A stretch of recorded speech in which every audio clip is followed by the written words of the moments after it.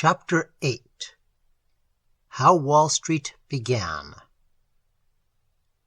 Someone has pointed out that Stuyvesant's name means he who kicks up a dust, and certainly it was not long before the stamping of his wooden leg set in motion a series of most important events for the entire colony.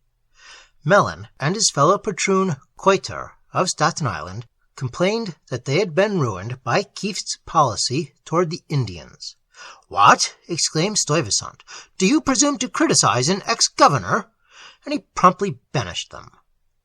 This high-handed act awoke such a mutter of protest from the inhabitants of New Netherland that Stuyvesant was forced to appoint 9 men as councillors.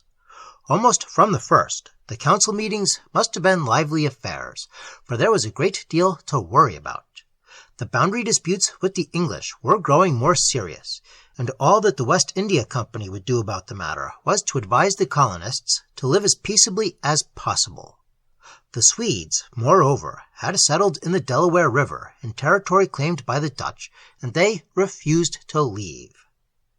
Then, quite unexpectedly, the banished patroon Melyn returned in triumph from Holland, bringing a summons for the governor to cross the seas and appear before the States General. The humiliated Stuyvesant sent his lawyer to represent him instead, and the council of 9 men seized the occasion to send Van der Donck, the Jonkheer, with a representation of New Netherlands, telling their story. The States General listened to everyone at great length, and then did nothing about the matter. But the hearing attracted much attention, and was the first wide advertising the little colony had ever received. All Holland heard about its resources and opportunities, and the result was a higher type of immigration. The newcomers were not in a strict sense immigrants. They were, for the most part, well-to-do merchants, who transplanted themselves, their luxurious house furnishings, their whole manner of living, to the new soil. French Huguenots of culture and refinement added a grace and vivacity to the life of Manna-Hatin Island, and from this period New Amsterdam became an aristocratic little town.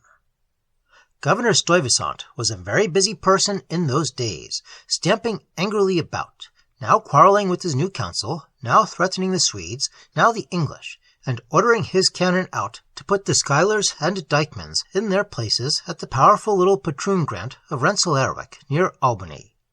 New Netherland was thus taking itself very seriously, all unmindful of the fact that across the seas a measure was being adopted that was bound to gravely affect its future. In 1651, the British Parliament passed the Navigation Act, whose purpose was to crush the commercial supremacy of the Dutch. The West India Company's first reaction was to give a hasty sort of peace offering to its neglected trading post. On February 2nd, 1653, New Amsterdam received a municipal form of government. The city's first seal, with its beaver and crosses, made its appearance, and the town tavern at Coenties Slip was given a thorough house-cleaning to fit it up for the new dignity as the Stadthaus, or City Hall. Still high-handed, Stuyvesant did away with the bother of elections and appointed all officials himself. Bickerings and disputes broke out afresh over this. Yet in 1654, when word came that Cromwell, who had overthrown the English monarchy, was arming a fleet for the capture of the Dutch colony, all factions united in the terror of the moment.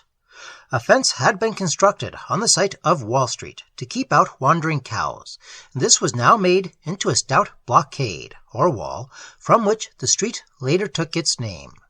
Then suddenly, in the midst of these defense measures, peace was declared, and all was safe for a while.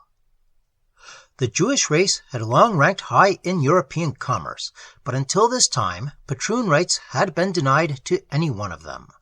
The first group came over with Osser levy, but it took them 3 years to overcome bigotry and gain permission to buy land, or even to serve with other citizens on the burgher watch that patrolled the town nightly, calling out the hour and weather at each corner.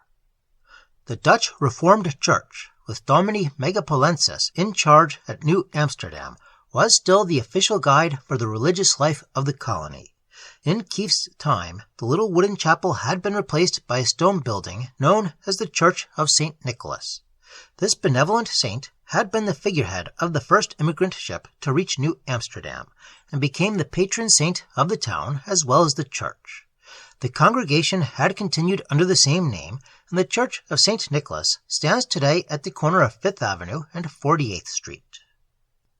The first Dutch church on Long Island was established in 1654 at Midwalt, Flatbush, and when Brooklynites protested at having to journey so far for their sermons, Stuyvesant helped them to pay the salary of a pastor of their own, on condition that he would preach on Sunday afternoons at the governor's own Bowery. This farm extended from the present Bowery to the East River, bounded rather irregularly on the north and south by the lines of 8th Street and 4th Street. The chapel which Stuyvesant built for Dominie Sellens stood on the site of today's St. Mark's in the Bowery, where the bones of the old governor have found an appropriate resting place. However, in 1655, old Silvernails was very much alive. He finally routed the Swedes from the Delaware by leading an expedition against them himself, and hurried back from that campaign to meet tragedy in New Amsterdam that his own vigorous presence there might have averted. Van Dyck, a town official who should have known better, had let his quick temper betray him into a stupid and brutal act.